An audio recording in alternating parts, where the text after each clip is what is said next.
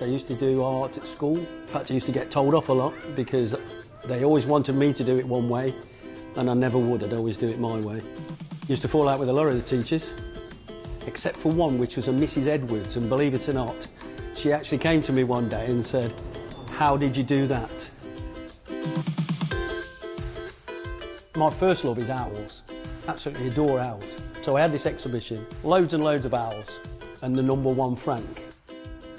When we left Nottingham and moved to a little village called Atherstone was a tiny little country bumpkin place. Anyway, the first thing I ever saw was a scarecrow in a field in a storm. This picture's on the wall with all my owls, and this gentleman came up to me and said, "Can I be Frank?" And I'm like, "You can be whoever you want to be." And he said, "No, can I be honest?" So I said, "Yeah." And he says, "These are amazing, but that is so commercial." So I said to him, "You've given him his name then." And he said, "What do you mean?" I said, "We'll call him Frank." So that's where Frank the Scarecrow was born. The start of something big.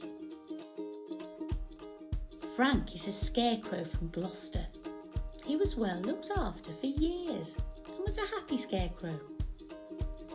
Each winter he was brought in from the cold, restuffed, newly clothed, and then put back out in the spring. This went on for years, then stopped. He was never brought in. The farm was being neglected, or because the farmer had become old and ill. He was unable to look after the farm and had no one to help him. The farm became run down. The fields were unploughed and full of weeds. There was no use for a scarecrow. Eventually, Frank was taken from the field and shoved in an old disused barn. He stayed there for years. One day, a van arrived at the farm. Frank and all of the farmer's belongings were put into the van. The van drove for hours. Eventually, when it did stop, Frank and the farmer were somewhere on the coast. The farm had been sold and the farmer had retired to the seaside. He'd become just too old to look after the farm. The farmer had always been a busy man, and he could not get used to just doing nothing day in, day out. He decided to become a deck chair seller, and for a novelty would use Frank to advertise his deck chairs. Frank was happy again. He now had a purpose. And this is where Frank's story begins. I started to relate to him as a person. So what I've tried to do is make him evolve from a scarecrow with no legs. He's now setting out, telling his story. Obviously his story is based on whatever the song is at the time. But I've tried to bring him up, slowly humanise him, but not too much.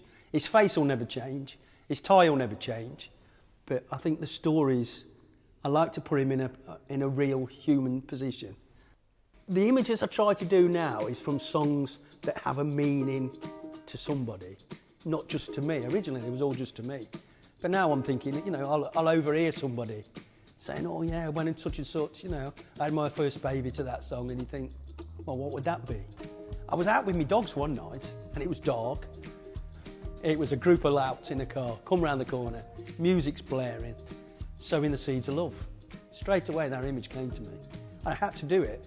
And that went out the door, literally, as I'm still painting it. It was, I want to buy that, because that was their favourite song. And what I do now is people will email me with commissions. This is our song. I always say to them, there's got to be something in there that is personal to you. It could be, you know, the worst time of your life, the best time of your life, a celebration of your life. But everybody's got a song that will bring back memories for them. So what I'm getting now is a lot of people who say to me, "This is our song, can you come up with something?" I mean, he probably gets more emails than I do. You know, people will say to me, "Is Frank all right?" And there I am, I've just been to the doctors, you know, feeling really poorly. And it's like, "How's Frank?" Nobody ever asks me anymore.